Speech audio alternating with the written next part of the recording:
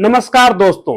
बिहार के मुख्यमंत्री नीतीश कुमार क्या लड़ने से पहले ही हथियार डाल चुके हैं? क्या उनको समझ में नहीं आ रहा कि वो बीजेपी से लड़ें कि आरजेडी से लड़ें? आरजेडी के एक एमएलसी पर फूटा उनका गुस्सा क्या मोदी शाह की जोड़ी की कामयाब चाल के खिलाफ निकला गुबार है, या सुशासन बाबू को लगने लगा है कि बीजेपी से गिरकर जिस आरजेडी पर वे अटके हैं वो कभी भी लटका सकता है? कहीं नीतीश कुमार को यह डर तो नहीं सता रहा कि 2024 में गैर कांग्रेस विपक्ष का नेतृत्व कर पाएंगे कि नहीं कर पाएंगे, और नहीं कर पाए तो क्या तेजस्वी उनके मुख्यमंत्री पद की पालकी को यूं ही ढोते रहेंगे? नीतीश बाबू को यह भी नहीं समझ आ रहा कि वो कैसे पहले अपना घर संभाले, और अगर घर ही नहीं संभलेगा तो मोदी से मुकाबला कैसे करेंगे? इन सारे सवालों पर मंथन करने के लिए आप राष्ट्र मंथन को सब्सक्राइब जरूर कर लीजिए, इस वीडियो को ज्यादा से ज्यादा शेयर कीजिए और नीतीश कुमार के डर और गुस्से की पूरी राम कहानी जानने के लिए मेरे साथ वीडियो के आखिर तक बने रहिए। ताजा मामला आरजेडी, जेडीयू और कांग्रेस के समस्त विधायकों और विधान पार्षदों की बैठक का है। मुख्यमंत्री नीतीश कुमार की नजर आरजेडी के एमएलसी सुनील कुमार सिंह पर गई। बैठक में शामिल विधायकों के मुताबिक नीतीश कुमार ने सुनील कुमार सिंह से कहा, आप बीजेपी के संपर्क में हैं, ऐसा मत कीजिए। आप अमित शाह से मिले थे, छपरा लोकसभा सीट से आपके टिकट लेने की कोशिश की चर्चा है। नीतीश कुमार के इस सीधे आक्षेप से सुनील कुमार तिलमिला उठे और खड़ा होकर कहा कि मेरी निष्ठा पर आप गलत संदेह कर रहे हैं। अमित शाह सहकारिता मंत्री भी हैं और सहकारिता मंत्री के रूप में सहकारिता से जुड़े कार्यक्रम में आए थे। अपने मुख्यमंत्री और अपने विधायक इन दोनों के बीच बढ़ती तनातनी में तेजस्वी यादव ने हस्तक्षेप किया और सुनील कुमार को शांत किया। लेकिन बात शांत नहीं हुई है, हो भी नहीं सकती। क्यों नहीं हो सकती, इसको समझिए। नीतीश कुमार ने उस मीटिंग में यह भी कह दिया कि बीजेपी पहले फुसलाती है फिर नाश कर देती है।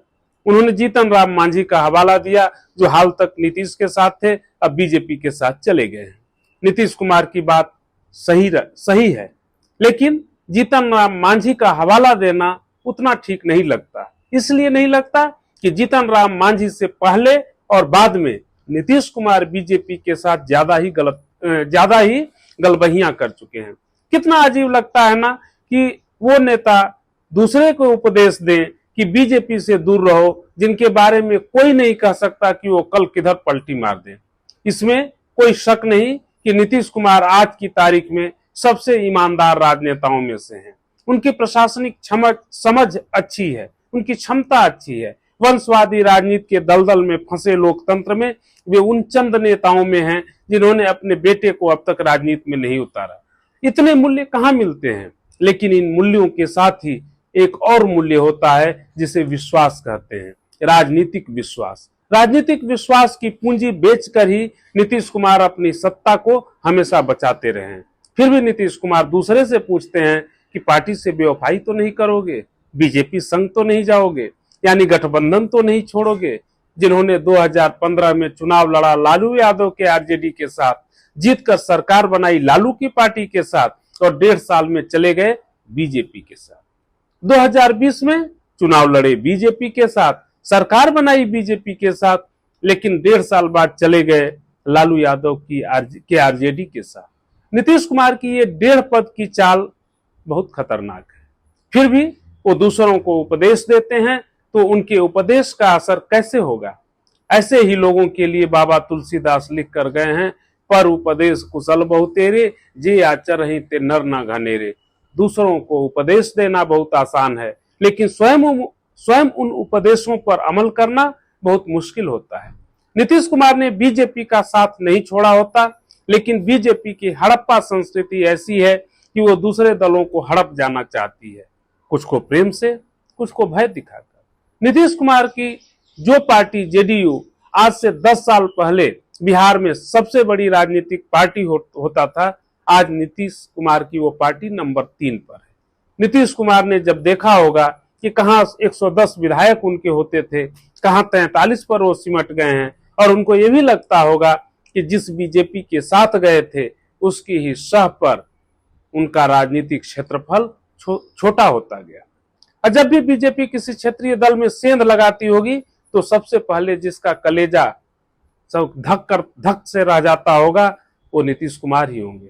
जब बीजेपी ने 1 साल पहले उद्धव ठाकरे की पार्टी को तोड़ा तो नीतीश कुमार ने तुरंत अपनी पार्टी में देखा होगा कि कहीं यहां तो कोई एकनाथ शिंदे नहीं है। अभी शरद पवार के भतीजे को बीजेपी ने अपने गठबंधन में मिला लिया तो नीतीश कुमार जरूर चौकन्ना हुए होंगे, कहीं उनके घर में तो कोई सियासी भतीजा उनकी सियासत को भेद नहीं देगा। इन सब से आगे नीतीश कुमार को लगता है कि अब बिहार में अपनी राजनीतिक पारी उनको घोषित कर देनी चाहिए। वो ऐसा सोच रहे होंगे, क्यों ये बताते हैं। इसलिए वो पहले भी बोल चुके हैं कि 2025 का चुनाव तेजस्वी यादव के नेतृत्व में होगा। हालांकि उनका बयान कोई ब्रह्म वाक्य तो है नहीं कि वो बदलेगा नहीं, बदल भी सकता है। फिर भी ये मानकर चलिए कि केंद्र में प्रभावशाली मंत्री रहने और बिहार में सबसे ज्यादा समय तक मुख्यमंत्री रहने के बाद नीतीश कुमार की तिरछी नजर प्रधानमंत्री के पद पर होगी। वो पद भले ही चंद महीनों के लिए मिले, लेकिन पूर्व प्रधानमंत्री कहलाने का जो सुख है वो मुख्यमंत्री कहलाने में भी कहां मिलेगा। फिर मुख्यमंत्री भी तो पूर्व मुख्यमंत्री में बदल ही सकता है। नीतीश कुमार के लिए बहुत ज्यादा स्कोप भी नहीं दिखता है। लिहाजा प्रधानमंत्री बनने के लिए जरूरी है कि एक राष्ट्रीय छवि बने। अब उस छवि में सहयोगी ही पलीता लगाने लगे तो मोदी शाह को मौका मिलेगा कि नहीं मिलेगा। जिस आरजेडी एमएलसी सुनील कुमार पर नीतीश बाबू का गुस्सा भड़का उसकी एक और वजह है। सुनील कुमार ने कुछ समय पहले अपने फेसबुक पर एक सवाल पोस्ट किया था। सवाल में पूछा कि अगर यूपीएससी में यह सवाल पूछा जाए कि देश में सबसे अविश्वसनीय राजनेता कौन है तो इसका जवाब क्या होगा। इसके जवाब में 90% से अधिक लोगों ने नीतीश कुमार का नाम ले लिया। नीतीश बाबू जानते हैं कि लोग उनका नाम लें, नीतीश बाबू चाहते हैं लोग उनका नाम लें, लेकिन पलटी मार के रूप में ना लें, ये तो कोई भी नहीं चाहेगा। हालांकि बाद में सुनील कुमार ने फेसबुक पोस्ट हटा दिया, लेकिन बीजेपी ने तो मुद्दा बना ही दिया ना।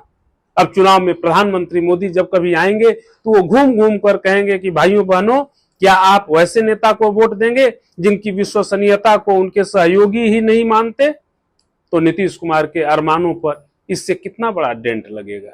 सुनील कुमार पर भड़कने के पीछे और एक वजह रही होगी। बिहार के शिक्षा मंत्री चंद्रशेखर और शिक्षा मंत्रालय के अतिरिक्त मुख्य सचिव के पाठक में छिड़ी जंग पर सुनील कुमार ने कहा था कि मुख्यमंत्री ने मंत्रियों को काबू में रखने के लिए 4-5 चुनिंदा नौकरशाहों को तैयार कर रखा है। एक बड़ा आरोप था। नीतीश कुमार ने इंजीनियरिंग की पढ़ाई की थी, लेकिन राजनीति के कलपुर्जों को वो कुछ ज्यादा अच्छे से जानते हैं। उनमें जुझारूपन भी है और सबको साथ कर कमजोर जनाधार के बावजूद मुख्यमंत्री बने रहने का अद्भुत हुनर भी उन्हीं के पास है। नीतीश कुमार ने 1977 में पहली बार चुनाव लड़ा था, हार गए।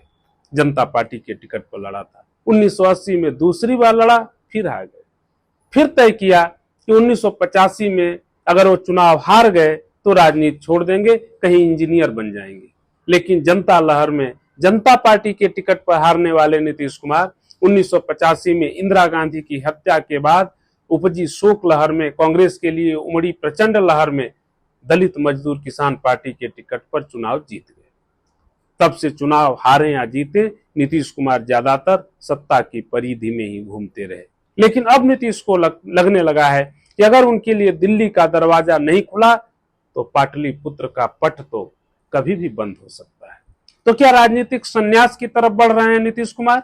इस प्रश्न के उत्तर में बीजेपी पर नीतीश कुमार के गुस्से और आरजेडी से नीतीश के डर का असली कारण छुपा हुआ है। आगे आगे देखिए होता है क्या। इस वीडियो में इतना ही। आपसे गुजारिश है कि आप राष्ट्र मंथन को सब्सक्राइब जरूर कर लीजिए, इसको ज्यादा से ज्यादा शेयर कीजिए। अपने कमेंट आप हमें भेजिए। फिर मंथन होगा किसी नए मुद्दे पर, बेबाक, निष्पक्ष और सटीक। तब तक के लिए नमस्कार।